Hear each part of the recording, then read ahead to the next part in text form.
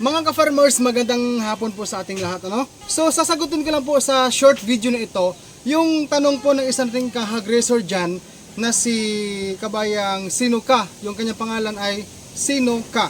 Sabi niya, Kuya Dudong, tanong ko lang po, pag nagpa-AI sa buwan ng October 20, pagka November 20, isang buwan na po ba nabuntis ang baboy na yan? Ito po ang aking sagot. Kapag po nagpa-AI tayo or nagpapakasta sa ating baboy inahin, ang una natin gagawin dyan talaga na observation, ang first checking po sa kanya na palatandaan na siya ay 50% nabuntis na pagsapit ho ng ika-21st day since pagpabulog sa kanya. Yun po ang first checking. Pag hindi po siya mag-reheat sa araw na yan, 50% buntis po yan.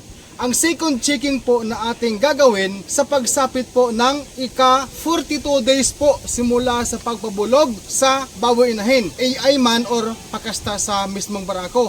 So yan po ang second checking pagsapit ng ika-42 days po. Pag hindi pa rin po siya mag-reheat sa araw na yan, 100% po buntis na po ang baboy inahin. Pero take note mga beginners dyan, meron po kasing tinatawag yung mga eksperto sa industriya ng pag-alaga ng baboy, yung word na pseudo pregnancy. Ibig pong sabihin yan, ayon sa pagsaliksik, ang pseudo pregnancy po ay isang maling pagbubuntis ng isang baboy inahin. Nakitaan mo siya na meron siyang personal appearance sa kanyang katawan na buntis talaga ang itsura, pero pagsapit ng kanyang due date or sa kapanganakan niya ay wala pong biik na lumabas sa kanya, no? Sa halip na manganak na po siya, ngunit wala pong biik na lumabas sa kanya.